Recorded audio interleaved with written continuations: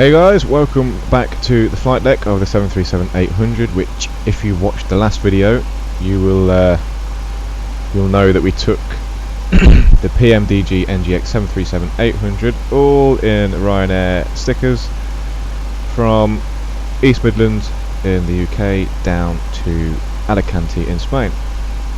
The return leg will be up in a few days. I say that unsure. That's how we get on. It takes a long time to render and cut out bits and bobs on the video, so I'll try my best. Anyway, whilst I'm getting set up for the flight to Stansted, I thought I'd just show anyone that doesn't know how to fully set up an FMC on how to do it. So let's get started. I've already put this in. We're at the airport. We're at gate 35A. I've just put that in whilst the IRS is aligning. I have got my IRS set up on real alignment time, so it will take 7 to 8 minutes to do. Anyway, so now we've got that, we need to go into route. So our origin airport is Lima Echo Alpha Lima. Company route, I don't have one. Runway, right, the winds today are 090 at 5 knots. So if you're not sure what the runways are at your airport, you haven't checked your chart. But more to the point, go to your departures, click runway 10. That is the runway we're going to be taking off in, because of course you always take off and land into the wind. Now on our flight plan, our first nav aid, or our first waypoint, is Mitos. So we know from our SID, or standard instrument departure, that we need to find Mitos, and we see it just here. Mitos to Alpha, and being the only one there, we know we need to punch that in. So that is our SID. Right, now you've done that, we can go to the route. Our destination today is Echo Golf Sierra Sierra. Punch that in there. Our flight number today is RYR8383. So we can stick that in. Okay.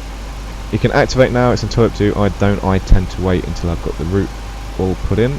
So right, what we're having here, when you look at your flight plan, you will normally have 2 letters and a few numbers, or 1 letter and a few numbers. That is your airway. Your airways go down the left, and your nav aids, or waypoints if you will, go down the right. So our first airway is Uniform November 608. So we punch that in there. If, for instance, I get the airwave wrong, the FMC will tell me, and I'm going to purposely put in the wrong airwave after I've put in this nav aid, and you'll see. Okay, so it's telling us we need to be on Uniform November 863. So if I just put in November 863,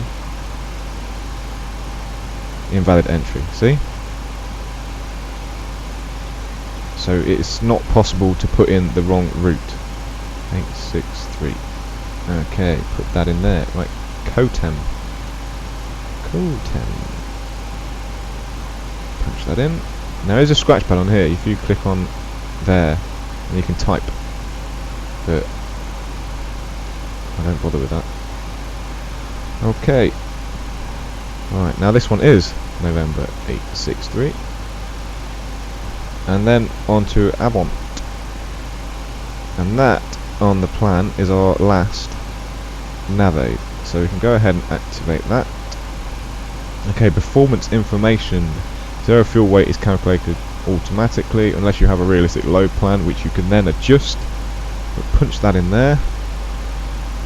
Okay, now before I do any more, we need to set up fuel weights. Oops. So our fuel, onboard fuel today is 8,573 kilos, so 8.5 tons. Punch that in there. Alright, so now that's set up. The payload is entirely up to you. You can go via your load plan, or you can make up how many passengers you want to take, but we're just over half full today. We'll go back into the FMC. Right, our reserves. We have reserve fuel of 2.9 tons, so we'll put that in there. Cost index of 30 today.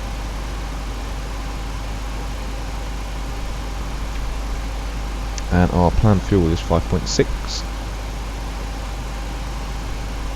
Okay, we can fly at almost 40,000 feet, but we are heading north, and our flight plan wants us to fly at 36,000, so we'll hit that in there.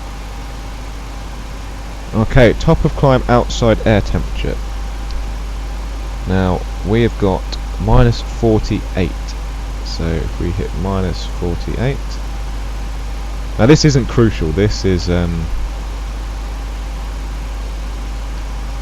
do with takeoff performance more than anything else. So the winds at top of climb or cruise are 317 at 24 knots, so we can punch that in there.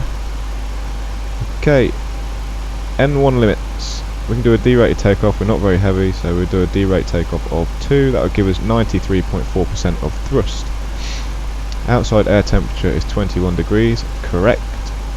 Takeoff. We're going to go takeoffs at flaps 5. And that gives us takeoff speeds of V1 at 133. Rotate at 134. And V2 is 142. Okay, now we need to know our trim. Click that twice. With 24% centre of gravity and a 5.2 trim. So if we just go to here, as you can see, we've got it set on 5.2 already. If it's not set on 5.2, you can obviously just spin that wheel around. Okay, so that is all set up. Take off, just go through and make sure. Yep. Okay, right, our arrival point.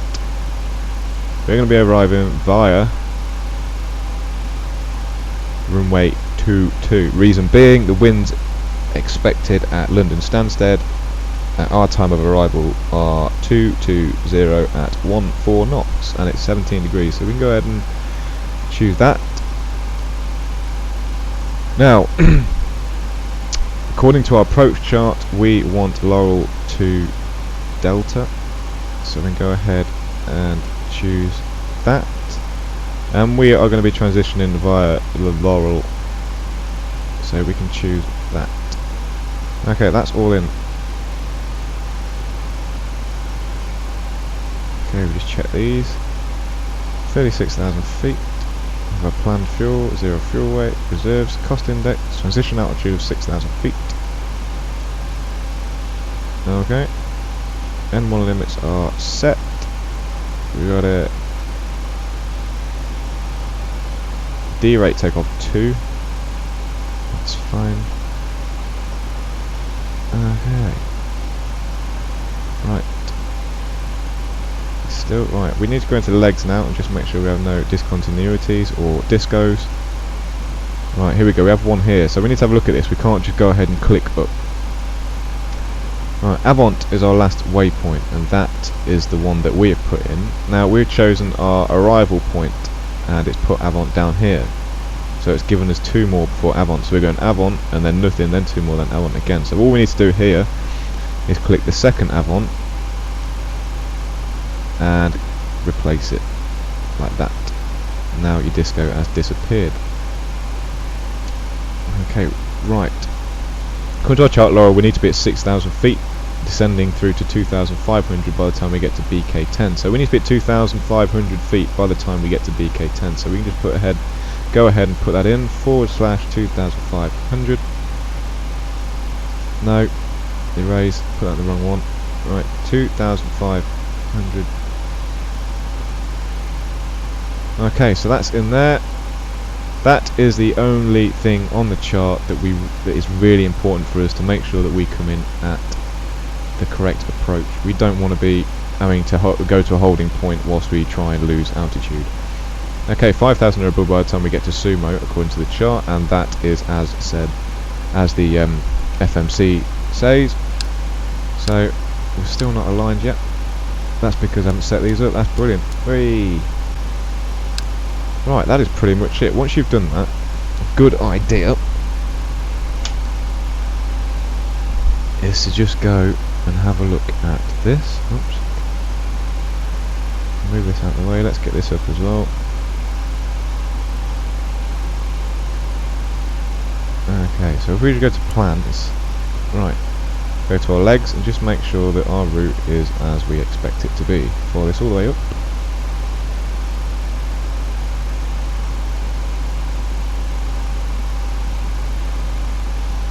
Okay, well this is as per the chart. And same if we need to do a go around. If we do a go around, we follow this blue line, back onto BK, up to Buster and round.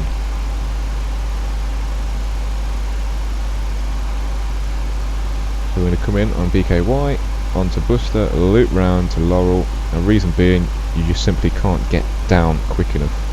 If we turn right straight to there, we have, if we can see it, BK10, we need to be at 2,500 feet. And it's just not possible just to go straight onto there unless directed earlier by ATC to do so, so we just follow this round. So just make sure that this all makes sense and it's not all waving all over the place, and we're good to go. Well, we're not all lined up yet, but anyway, I hope that has been helpful, and I'll hopefully see you for the return leg. Cheers guys.